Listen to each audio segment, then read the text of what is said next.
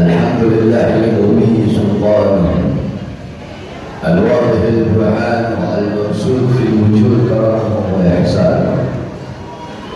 Allahumma salli ala nuril anwar wa sirril asrar wa riyadil akhyar wa miftah babil yasar sayyidina wa maulana Muhammadin wa alihi al-abhar wa ashabihi al-akhyar adada ni'amillahi wa ifradih amma ba'd. Yang saya cintai, yang saya muliakan segenap panitia peringatan Maulid Nabi besar Muhammad, yang sebenarnya acara berlangsung pada tadi pagi. Oleh karenanya saya mohon maaf yang sebesar-besarnya pada seluruh panitia, khususnya umat Islam, bapak-bapak, ibu-ibu, para pemuda-pemudi masyarakat yang telah menunggu. Tetapi saya tidur bangun sekitar jam 3 berapa. Jadi setelah saya mendapatkan kabar bahwasanya masyarakat yang 15 nunggu Habib sampai hujan-hujanan, terus baleho yang dipasang, pamflet banner Habib yang dipasang itu sampai dibegadangin sama panitia, dibegadangin sama masyarakat biar nggak diturunin. Itulah yang menyentuh hati saya, sehingga saya berkata, ya udah, bilang sama panitia saya hadir. Sebenarnya nggak mau ceramah, cuma mau hadir aja, nggak nyuruh ngumpulin masyarakat ini. Cuma kaget datang kok ada banyak orang ini. Saya datang hanya ingin menggugurkan kewajiban dan minta maaf karena dari pagi tidak bisa datang. Jadi saya ucapkan permohonan maaf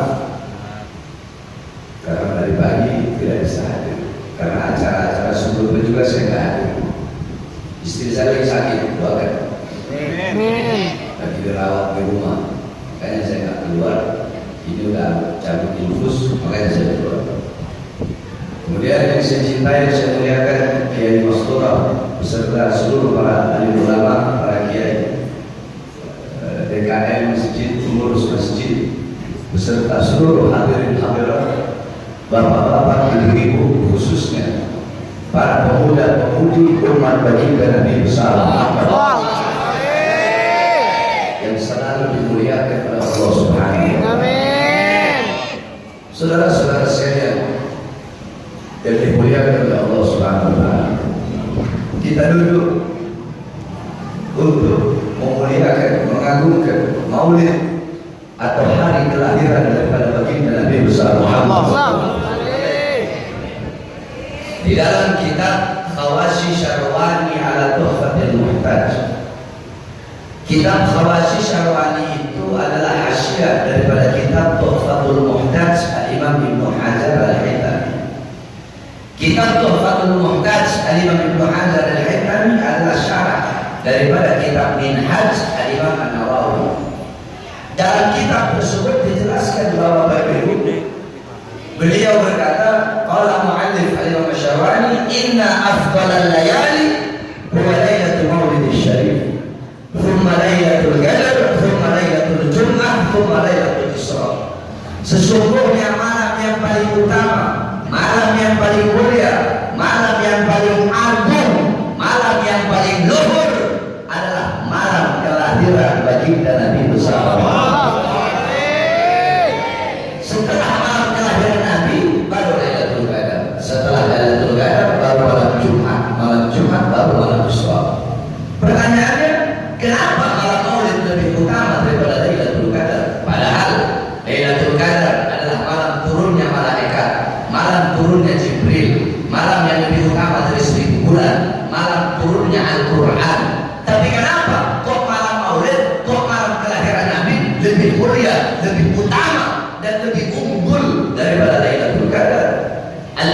Al-Qastalani dalam kitabnya Al-Mawahib, beliau menjelaskan bahwasanya Lailatul Qadar itu malam Maulid lebih utama daripada Lailatul Qadar karena 3 sebab, karena 3 perkara. Yang pertama, Lailatul Qadar itu adalah malam adanya malaikat di muka bumi, malam turunnya malaikat di muka bumi. Sedangkan malam Maulid adalah malam adanya, malam lahirnya Nabi Muhammad di muka bumi. Adanya Nabi Muhammad, lahirnya Nabi Muhammad di muka bumi sudah tentu lebih utama dan lebih mulia daripada adanya dan turunnya malaikat di muka bumi. Itu yang pertama. Yang kedua, Lailatul Qadar adalah anugerah Allah untuk Nabi Muhammad. Sedangkan malam Maulid adalah malam lahirnya sosok yang diberikan anugerah tersebut. Berarti kalau tidak ada Maulid Nabi, tidak ada lahirnya Nabi, maka tidak akan ada yang namanya Lailatul Qadar. Bahkan kalau bukan karena lahirnya Nabi, tidak akan ada hari-hari yang mulia, hari-hari besar, hari-hari agung dalam Islam. Makanya guru kami Abuya Sayyid Al-Habib Muhammad bin Ali Al-Maliki Al-Hasani, beliau pernah menukil perkataan daripada Al-Imam Sayyid Muhammad Amin Qutbi, gal ya Lailatul Itsnin ma wasafat, wahai malam Senin, apa yang telah menyapamu?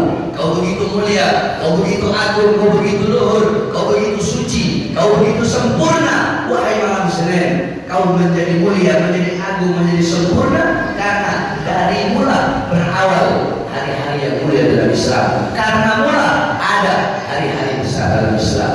Kenapa? Karena kalau bukan karena hari kelahiran Nabi, tidak akan ada hari-hari besar Islam.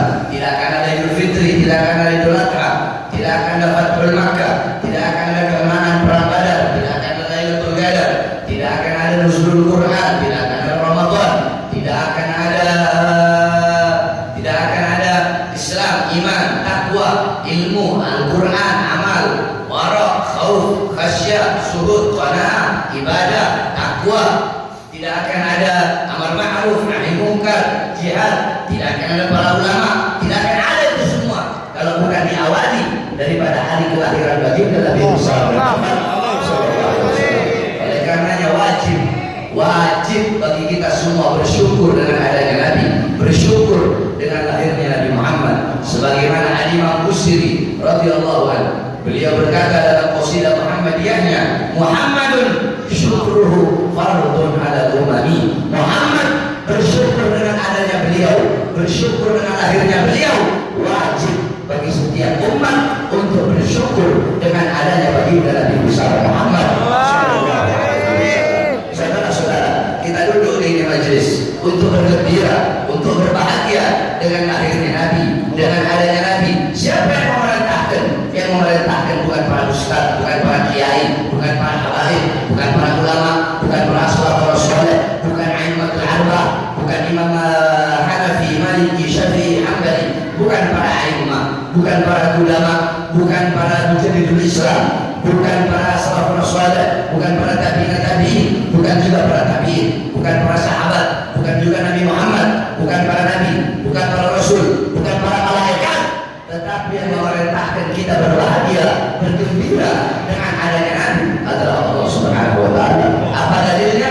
Dalilnya dalam Al-Qur'an Allah berfirman, "Qul bi fadlillah wa bi rahmatihi fa bidzalika falyafrahu."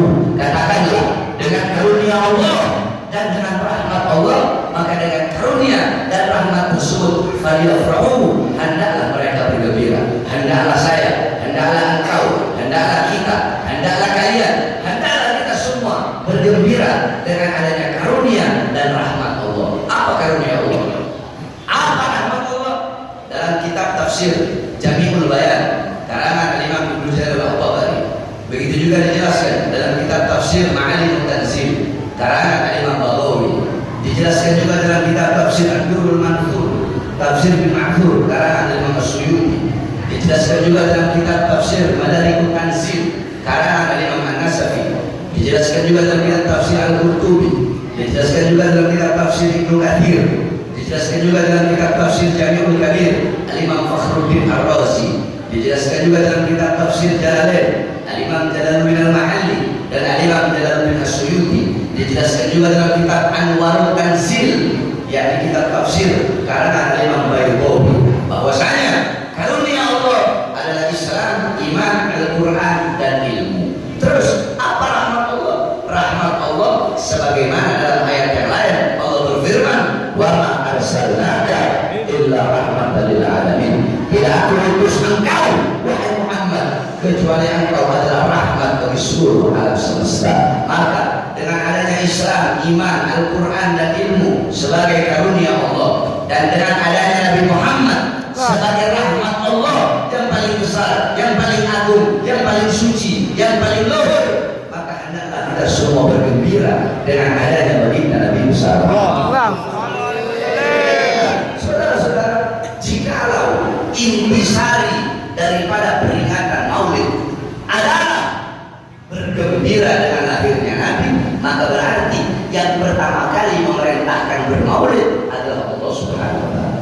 Kenapa? Kalau intisarinya Maulid bergembira, berbahagia, bersukacita dengan lahirnya Nabi, berarti Allah yang pertama kali memerintahkan di dalam Al-Quran. Oleh karenanya, hadirin sekalian yang dimuliakan oleh Allah Subhanahu wa Ta'ala, engkau keluar dari majelis Maulidnya Nabi Muhammad SAW, jadikan Nabi Muhammad sebagai teladan, sebagai uswah, sebagai qudwah, sebagai teladan, sebagai pedoman dalam kehidupan sehari-hari. Jadikan kepribadian beliau sebagai kepribadianmu, jadikan pakaian beliau sebagai pakaianmu. Ikuti Nabi Muhammad, taati Nabi Muhammad, ikuti sunnah-sunnah Nabi Muhammad, ikuti para pewaris Nabi Muhammad, ikuti para penyambung lidah Nabi Muhammad, cintai, ikuti, taati para penerus perjuangan Nabi, para penerima tongkat estafet perjuangan Nabi Muhammad. Bagaimana akhlaknya Nabi, bagaimana akhlak dan adab Nabi Muhammad SAW. Jadikan itu sebagai contoh, saudara-saudara. Bagaimana Rasulullah SAW, beliau dihina, dicaci, dimaki, beliau diam, dihina, dicaci, dimaki oleh seorang Yahudi, beliau diam. Bukan hanya diam, bahkan ketika Yahudi tersebut sakit, tidak ada yang melempari beliau dengan kotoran, beliau mendatangi Yahudi tersebut. Beliau berkata, ketika beliau datang kepada Yahudi tersebut berkata, wahai Muhammad, apakah engkau tahu aku dalam keadaan sakit dan lemah sehingga engkau ingin membalas dendam, sehingga engkau ingin membunuhku? Apa jawab Rasulullah? Tidak. Aku datang kemari karena aku bertanya, kenapa belakangan ini tidak ada orang yang melemparku dengan kotoran? Ternyata orang yang melemparku dengan kotoran ontak itu sakit, yaitu engkau. Maka aku datang ke sini untuk membesukmu. Apa kata orang Yahudi tersebut? Keluargaku, saudaraku, teman-temanku, mereka ketika tahu aku sakit tidak membesukku, tetapi engkau yang aku musuhi, yang aku hina, yang aku caci, yang aku maki, malah engkau yang akan membesukku. Saksikanlah Nabi Muhammad SAW ketika pribadinya dihina, pribadinya dicaci, pribadinya dimaki, beliau menunjukkan kasih sayang yang begitu luar biasa. Sampai-sampai dalam hadis beliau berkata, man ada dunia faqad adani. Barang siapa orang muslim yang menyakiti, memusuhi kafir zimmi, orang kafir yang tinggal di wilayah muslim, dimusuhi, maka sama seperti dia memusuhiku. Lihat bagaimana akhlak Nabi, bagaimana adab Nabi. Dalam hadis yang lain, man qatala wa'alan lam yadkhul al-jannah. Barang siapa seorang muslim membunuh orang kafir yang memiliki perjanjian damai dengan umat Islam, maka orang Islam yang membunuh kafir tersebut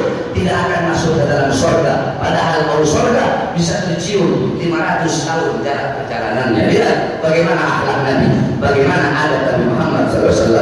Akan tetapi kelembutan Nabi, kesopanan Nabi, akhlak Nabi, adabnya Nabi Muhammad SAW ceritakan di acara-acara Maulid. Bagaimana ilmunya Nabi, akhlak Nabi, adab Nabi, sopan santun Nabi. Jangan hanya menceritakan kelembutan Nabi, jangan hanya menceritakan akhlak Nabi, jangan hanya menceritakan adabnya Nabi. Jadi orang, jadi penceramah itu harus tawasul, harus di tengah. Lihat saudara-saudara, saya jelaskan bagaimana akhlak Nabi, adab Nabi, ilmu Nabi,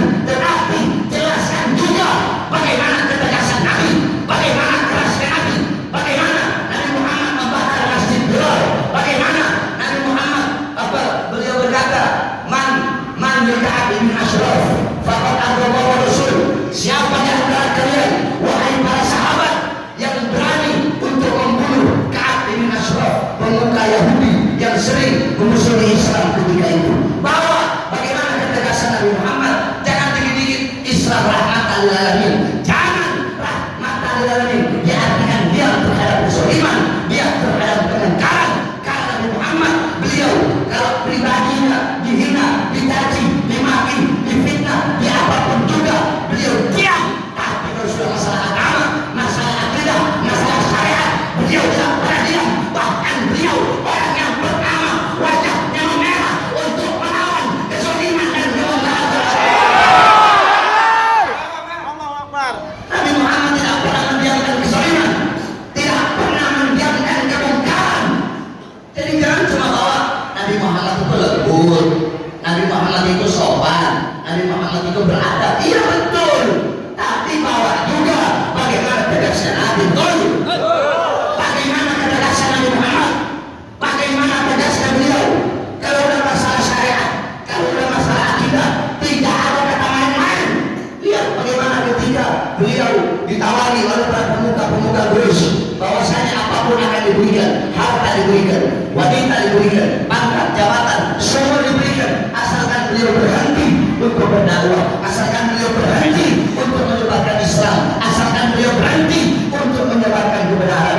Apa jawaban beliau? Sekalipun matahari ditaruh di pundak kananku atau di tangan kananku, rembulan ditaruh di pundak kiriku atau di tangan kiriku, demi Allah, aku tidak akan pernah berhenti untuk menegakkan Islam dan menyampaikan kebenaran sampai titik darah penghabisan. Nabi Muhammad tidak akan pernah mendiamkan kezaliman, saudara-saudara. Makanya jangan rahmatan lil alamin, dia terhadap kezaliman, dia terhadap kemungkaran.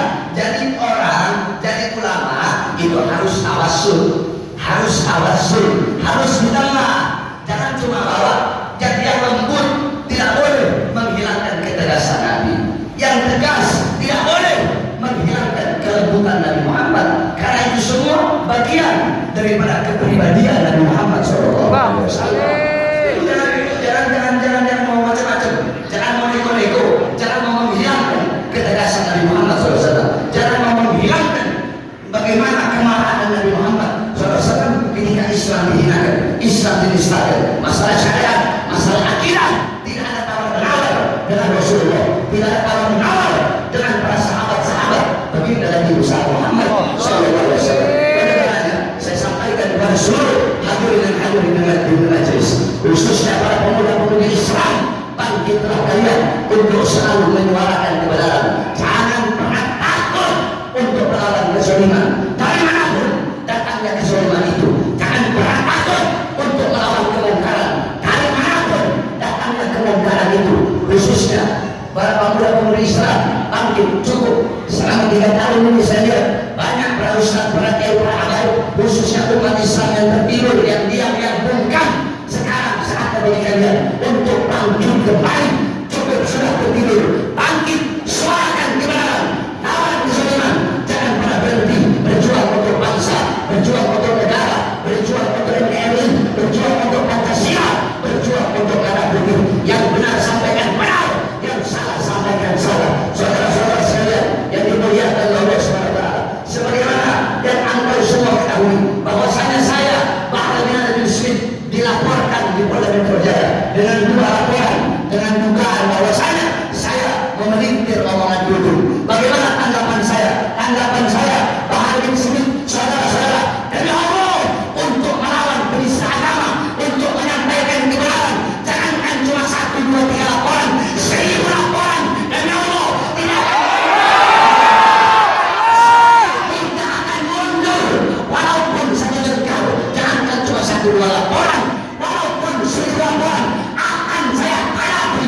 Oleh karena saya sampaikan kepada kalian, jika mereka di luar sana, mereka berani bersuara, mereka berani bersuara membela penista agama. Kenapa kalian tidak berani? Kenapa kita tidak berani untuk melawan penista agama, saudara-saudara?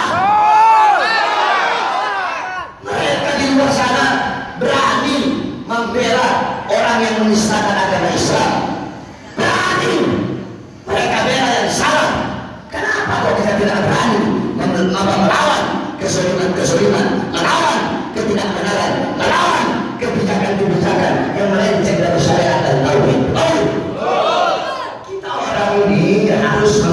akidah kita sebagai Islam, kita harus bela. Berapa banyak ulama-ulama yang dekat dengan penguasa malah membenarkan perkataan sebelum saudara-saudara. Sudah jelas-jelas ini menghina Islam, ini menghina tauhid, ini penistaan terhadap agama, ini penistaan terhadap agama. Kenapa? Karena menyamakan dan mensifatkan Tuhan dengan makhluk, dengan orang. Oleh karena ini pernyataan seperti ini, pernyataan jelas-jelas seperti ini, lawan atau biarkan? Lawan! Lawan atau biarkan? Lawan! Lawan atau biarkan? Lawan! Mereka di luar sana banyak orang-orang di luar sana membela, mereka bela dulu, mereka bela pernyataannya yang jelas-jelas salah, yang jelas-jelas keliru. Bahkan ada juga ulama yang membela, padahal itu ulama tahu itu perbuatan yang salah, bahkan bisa-bisa jatuh ke dalam kemurtadan. Nah, saya sampaikan, jika mereka berani membela yang salah, berani membela hal yang diduga menistakan agama Islam, kenapa kalian tidak berani untuk bangkit berdiri melawan siapapun yang menghina dan menistakan Islam di tanah Indonesia? Saya tanya, saudara siap bangkit? Siap! Siap bangkit? Siap! Siap lawan kezaliman? Siap! Siap lawan kebanggaan? Siap! Siap tegak berdiri? Siap! Siap berjuang? Siap! NKRI harga mati betul? NKRI harga mati! Harga mati! Harga mati! Pancasila harga mati betul? Pancasila harga mati! Pancasila harga mati! Merah 45 harga mati! Merah putih harga mati! Sampaikan kepada mereka para pengkhianat bangsa, sampaikan kepada mereka para pejabat-pejabat yang mengeluarkan kebijakan-kebijakan yang menyengsarakan rakyat, yang merugikan rakyat dan menguntungkan asing, bahwasanya kami bersumpah demi Allah, kami para pemuda-pemudi Indonesia bersumpah selama kaki kami masih berpijak di tanah Indonesia, kami bersumpah demi Allah, selama darah kami masih merah, tulang kami masih putih, merah putih, maka selama itu kami akan tegak berdiri, tidak akan berhenti sampai mati, tidak akan mundur sampai hancur, membela agama, bangsa dan rakyat Indonesia sampai titik darah berhenti. Saudara-saudara siap berjuang? Siap! Siap berjuang? Siap! Di penjara siap? Siap! Di penjara siap! Di penjara siap! Dibunuh siap! Siap! Siap! Allahu Akbar! Allahu Akbar! Allahu Akbar! Kan udah saya bilang dari dulu, udah saya sampaikan waktu awal saya keluar ceramah, saya keluar penjara, itu sudah sampaikan, saya nggak bakal kapok, nggak bakal lelah di dalam menyuarakan kebenaran. Betul. Saya udah tahu risiko paling kecil di penjara, risiko paling kecil di penjara, itu risiko paling kecil. Risiko paling besar apa itu? Saya dibunuh, bisa dibunuh, bisa diracun, bisa dicincang-cincang, bisa dimusnahkan, bisa dibuang, apapun. Tapi kami ambil risiko itu. Untuk apa? Demi tegaknya agama dan Tuhan kami Rasulullah. Demi apa? Demi membela bangsa, demi membela rakyat, demi Indonesia, demi NKRI, saudara-saudara. Yang kita lawan ini kesolimannya, bukan pemerintahnya, bukan. Yang kita lawan kesolimannya, yang kita lawan kemungkarannya. Kita kritik betul, kita nasihati betul, kita nasihati karena kewajiban bagi kami untuk menasihati. Kalau kita nggak nasihati, berarti kita membiarkan kesaliman, berarti kita membiarkan akidah Islam dirusak. Ayo semuanya, kita masih kecil pasti belajar surat 20 kan? Saya tanya masyarakat sini belajar surat 20. Ayo baca coba. Allah wujud.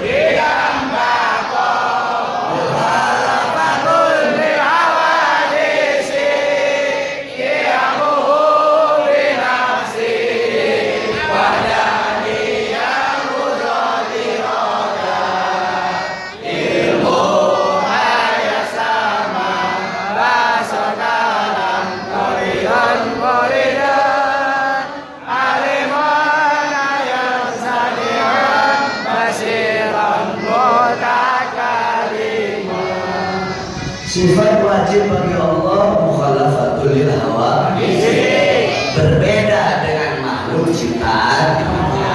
Ciptaan Malaysia kami sendiri. Saya tidak ada apapun yang serupa dengan Allah. Nah sekarang duduk ngomong, saya berdoa cukup bahasa Indonesia, tidak bahasa Arab, karena Tuhan bukan orang Arab.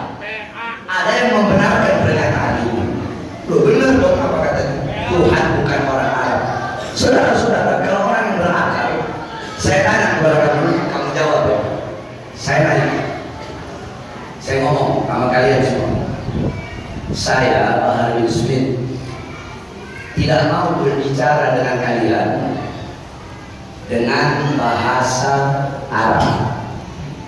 Saya cukup pakai bahasa Indonesia.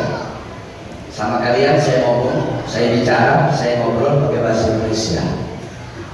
Kenapa? Karena kalian bukan orang Arab. Sama nggak kata-katanya yang disampaikan dulu? Sama kan? Nah, pertanyaannya satu, jawab sama-sama. Kenapa saya tidak berbicara dengan kalian dengan bahasa Arab? Jawab.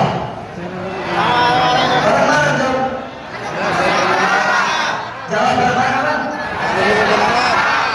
Karena saya bukan Arab. bareng-bareng dong. Karena saya bukan orang Arab. Karena saya Bukan orang Arab. sama seperti itu. Berarti sama seperti dulu berkata Tuhan bukan orang Arab. Kenapa? Dia tidak mau berdoa dengan bahasa Arab atau tidak berdoa dengan bahasa Arab karena bagi dia Tuhan bukan orang Arab. Berarti kan dia menganggap bahwa Tuhan itu orang. Dua, dia menganggap Tuhan itu orang. Orang itu yakni melihat dengan alat Mata. mendengar dengan alat Kuping. berbicara dengan alat Mulut. memegang dengan alat Tangan. berjalan dengan alat Kaki. merasa dengan alat hati. Nah, apakah Allah seperti itu? Tidak. Itu satu. Dua, Arab. Andaikan dia bilang Tuhan bukan Arab, andaikan gak ada orangnya, Tuhan bukan Arab, tetap aja dia telah mensifatkan Tuhan memiliki etnis, memiliki suku. Apa sukunya? Arab. Hah? Arab. Arab. Begitu saja. Iya kan? Tapi banyak yang membelanya juga. Ada juga dari kalangan ulama, saudara-saudara. Oleh karena itu saya bilang, kalau duduk yang jelas-jelas menyamakan Allah dengan orang, ada orang yang berani membelanya. Terus kenapa kok kita tidak berani bangkit untuk melawan yang menodaikan dan menistakan serta merusak akidah Islam, saudara-saudara? Makanya saya tanya, semuanya siap melawan? Siap. Siap bangkit? Siap. Siap bangkit? Siap. Allahu Akbar. Sekali lagi saya sampaikan, saya Bahar bin Smith, saudara-saudara, kalau udah keluar dari rumah, mau berangkat dakwah, mau berangkat ceramah, saya tidak peduli walaupun saya pulang tinggal mayat terus. Andaikan saya pulang tinggal mayat, anak istri saya bakal tersenyum melihat mayat saya yang mati karena menyampaikan kebenaran. Bagi saya, jangan cuma di penjara, penjara kecil. Jangankan cuma di penjara, bagi Bahar bin Smith dari Allah untuk agama, untuk Islam, untuk bangsa, untuk rakyat, untuk NKRI, untuk Pancasila, untuk darah putih demi bangsa dan rakyat Indonesia. Jangankan cuma di penjara, nyawa saya, jiwa saya, darah saya murah harganya untuk tumpah. Pakai ada yang ngomong, oh Habib di bikini, bikinnya Habib siapa? Cikeas. Bikinnya Habib siapa? Cendana. Apa urusan saya sama Cikeas? Saya nggak kenal. Nggak ada urusan sama Cikeas. Nggak ada urusan saya sama Cendana. Nggak ada urusan. Siapa bikinnya saya? Allah. Saya punya Allah. Oh pantesan Habib Bahar begini berani begini. ada backingannya Cikeas, ada backing. Kalau backing saya Cikeas, nggak mungkin di zaman SD saya tiga kali di penjara, saudara-saudara. Orang pada punya otak main fitnah, main hoax. Untung saya bukan tukang lapor. Untung saya bukan tukang lapor. Kalau saya tukang lapor, udah saya laporin itu bahwasanya fitnah atau pencemaran nama. Untungnya saya bukan tukang lapor. Selama pribadi saya mau dihina, dicaci maki, silahkan. Silahkan, caci maki sesuka hati. Ente mau fitnah, di belakang HP pada cendana, ada ulang, di belakang bahar ada cendana Cikeas. Silahkan fitnah, terserah kalian. Saya cuma satu, tidak ada satupun rasa takut dalam hati saya kepada makhluk. Saya cuma takut kepada Khalik, pencipta saya, pemegang nyawa saya, pemegang jiwa saya, yaitu Allah Subhanahu wa Ta'ala. Namanya kematian, saya pasrahkan kepada Allah. Orang kalau udah waktunya mati, ya mati. Orang kalau udah kematian datang kepadanya, mau dia berada di balik tembok yang sekuat apapun, jadi akan mati. Tapi kalau belum waktunya mati, mau dia kepalanya udah nggak terpisah dari jasad, kalau belum waktunya mati, ya nggak akan mati. Begitu aja. Nah, Habib Bahar sama backingan saya, Allah Subhanahu wa Ta'ala. Oh, Habib Bahar hidup mewah, hidup kaya, itu pasti di belakangnya ada bosnya. Ada bos saya. Siapa bos saya? Allah. Ada atasan saya. Siapa atasan saya? Allah. Rasulullah, para sahabat, para salafun saleh, yang kitab-kitab para sahabat, kitab-kitab para ulama, para salafun saleh, itu yang saya pakai. Itulah beliau-beliau backingan saya. Beliau-beliau para ulama, para aulia, beliau-beliau para syuhada, beliau-beliau saya punya backingan. Masalah rezeki semua saya serahkan kepada Allah Subhanahu wa Ta'ala. Saya nggak ada kerja, apa? Nggak ada kerjanya saya.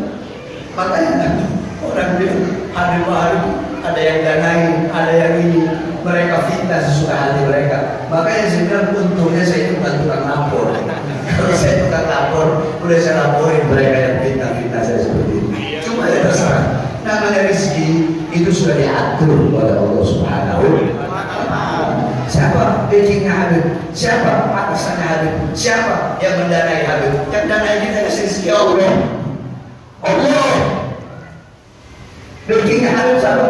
Backingnya saya Allah. Saya menyandarkan segala harapan saya kepada Allah Subhanahu wa Ta'ala. Kebenaran milik Allah, dan pasti Allah akan memenangkan sesuatu yang menjadi miliknya sekarang. Jadi ingat, bagi saya Pak Harvin Smith tidak akan mundur walaupun satu jengkal. Tidak ada kata mundur. Sir wala takif, maju terus, jangan pernah mundur, jangan pernah berhenti di dalam menyampaikan kebenaran. Berhenti kita mati, mundur kita hancur. Maka berjuanglah, maka lawanlah kezaliman, maka bangkitlah, jangan berhenti sampai mati, dan jangan mundur walaupun harus hancur. Makanya kita doakan mudah-mudahan mereka-mereka para pejabat-pejabat akan diberi hidayah oleh Allah, diberi petunjuk oleh Allah. Kita doakan juga para ulama-ulama yang dekat dengan pejabat agar Allah berikan mereka hidayah sehingga mereka bisa memberikan hidayah kepada para pejabat. Ulama-ulama yang dekat pejabat kita doakan agar Allah kasih petunjuk sehingga bisa memberikan petunjuk kepada para pejabat. Harusnya jangan nanya Habib Bahar backingnya siapa, yang ngelaporin Habib backingnya siapa. Karena kebanyakan yang ngelaporin kita, yang mengkritik penguasa, itu yang ngelaporin kita backingannya penguasa. Betul? Jadi jangan tanya backingnya kita orang siapa. Gak ada backingnya kita orang Allah Subhanahu wa Ta'ala. Paham? Jadi jangan pernah takut, terus berjuang untuk melawan kezaliman, melawan kemungkaran, dan menyampaikan kebenaran. Dan wasiat saya terakhir, saudara-saudara, andaikan Andaikan besok atau lusa atau besok atau lusa atau minggu depan atau kapanpun saya di penjara atau saya dibunuh, bersumpahlah kalian, berjanjilah kalian, dan Allah jangan pernah kalian padamkan api-api perjuangan yang selama ini saya nyalakan. Siap sambung perjuangan, siap sambung perjuangan, siap lanjutkan perjuangan.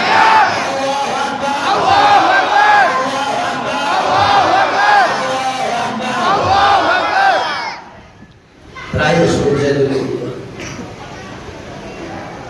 Saya mau tanya sama panitia. Panitia jawab jujur ya. Sebelum bikin acara ini ada dating polisi nggak? Datang ya. Datang.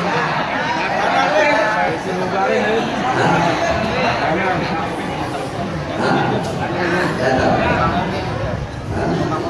Kopi. Numpang kopi. Dan apa-apa yang dibilang apa? Ya. Mereka bilang Habib Bahar adalah penceramah yang keras, tidak mendidik. Saya bilang tidak, kita jawab, kita buktikan bahwa beliau adalah ulama kita. Oh, jadi intinya penceramah jangan baru. Ya. Jangan menghadirkan Habib Bahar. Jangan menghadirkan Habib Bahar. Jangan menghadirkan Tadi Pangdam Jaya datang. Tadi Pangdam Jaya Pangdam Jaya hadir. hadir. Hadir. Mewakili. Tidak ada linda-linda. Oh. Saudara-saudara, bukan cuma di sini, di mana-mana. Sebelum acara dan sesudah acara pasti panitia datang. Pertanyaannya, kenapa kok cuma penceramah yang bahkan binatang disebut? Saya tanya, acara maulid banyak kan? Banyak. Banyak kan? Banyak kan? Banyak. Tapi yang penceramahnya bukan Habib Bahar, nggak diintimidasi. Kalau penceramahnya Bahar bin Ali Bismil, ngapain hadirin Habib Bahar? Ganti aja penceramahnya. Bahkan banyak acara-acara yang dibatalkan dan semua sudah kita list satu persatu saksi-saksinya. Bahkan ada video ketika dari anggota kepolisian dan TNI datang. Kita udah punya bukti-buktinya, kita udah punya data-datanya, dan akan kita kasih kepada sendiri. Kita minta jawaban, apa maksudnya? Hah? Ini kita negara demokrasi. Kita orang yang baik kebenaran. Kita orang menyampaikan sesuatu yang benar, sesuatu yang betul. Kita tadi saya bahas maulid, saya bahas bagaimana dalil-dalil maulid. Terus pada penista-penista agama itu dibiarkan, nggak ditahan. Terus mereka nggak diintimidasi, nggak datengin, nggak diteror. Terus panitia-panitia yang mau mendatangkan Habib Bahar didatengin. Jangan dia ceramah, jangan Habib Bahar. Habib Bahar itu keras, arogan, intoleran, radikal, segala macam. Tinggal jawab aja, ya udah Pak, nggak apa-apa Pak. Habib Bahar kita batalin Pak. Tadi Bapak yang ceramah ya. Saya tanya, yang minta saya ceramah di sini panitia atau masyarakat? Masyarakat. Jawab yang keras. Masyarakat. Siapa? Masyarakat. Saya yang datang di sini. Kalau saya nggak diundang datang nggak? Enggak. Yang undang saya panitia atau masyarakat? Masyarakat.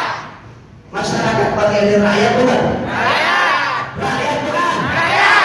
Rakyat bukan? Rakyat. Seragam mereka dari siapa? Rakyat. Seragam mereka dari siapa? Rakyat. Gaji mereka dari siapa? Rakyat. Mobil dinas mereka dari siapa? Rakyat. Rumah dinas mereka dari siapa? Rakyat. Kalau saya sendiri nggak pengen datang, enggak. Kalau nggak diundang saya nggak bakal datang. Makanya ini nanti di sini pasti udah datengin. Ya. Habib. Siap. Bahkan kemarin di Garut ada yang sudah di BAP, nggak tahu mereka menaruh pasal apa. Pimpin umat Bib. Ceramahnya kalau Habib Bahar, nggak boleh. Ini kita negara demokrasi, semua orang punya hak untuk berbicara. Apa yang kalian mau ini apa? Saya menimbulkan rasa kebencian. Saya nyuruh kalian benci sama siapa? Ya. Iya, saya suruh benci. Benci kepada apa? Benci kepada kezaliman. Betul. Betul. Benci kepada siapa? Benci kepada kemungkaran. Betul. Iya, saya menambahkan kebencian. Kebencian kepada siapa? Kebencian kepada apa? Kebencian kepada ketidakadilan. Betul. Iya. Saya suruh kalian untuk membenci kezaliman, membenci kemungkaran, membenci ketidakadilan. Dari manapun datangnya kezaliman, kemungkaran dan ketidakadilan itu. Tidak peduli mau datangnya dari pejabat, mau datangnya dari ulama, ustadz, kiai, habib, ada ustadz cabul kemarin itu, kemungkaran yang kita lawan. Siapapun, dari manapun datangnya, kita lawan.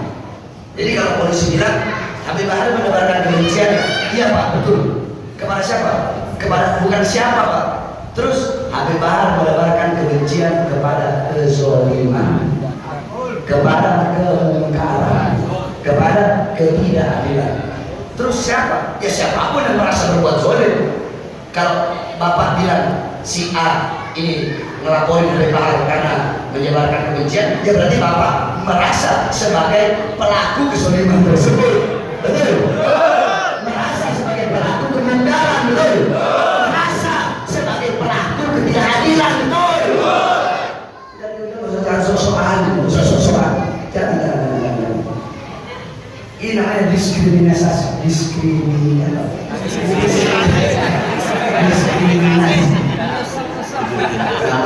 diskriminasi. Soalnya saya nggak ngerti begitu. Saya tahunya tempur aja. Apa namanya? Kalau bahasa intelektual diskriminasi. Kita orang ini rakyat. Kita orang yang beda. Jangan lebih baru berceramah. Udah kawannya ceramah. Makanya panitia, saya sarankan kalau nggak kuat mental, nggak usah undang saya. Tapi ya serba salah. Yang minta bukan panitia. Yang minta siapa?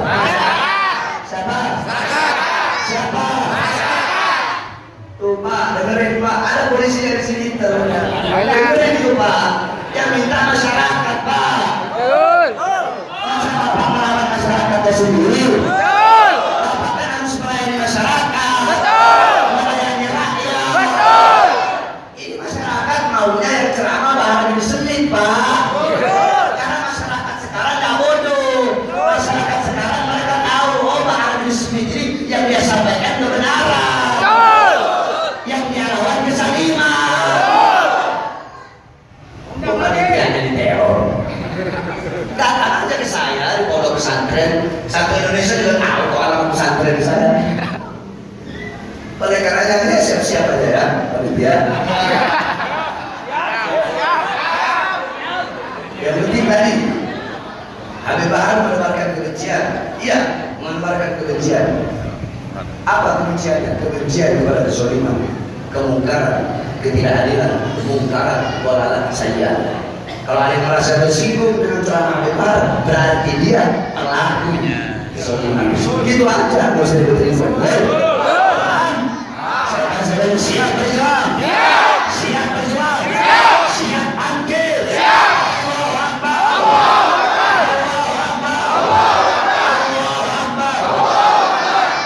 Sekali lagi saya mohon maaf. Alhamdulillah harusnya acara pagi sampai jadi malam. Coba, ayo Pak Polisi coba tuh bayangin nih masyarakat. Saking cintanya. Acara pagi bisa berubah jadi malam. Lihat cintanya masyarakat ini.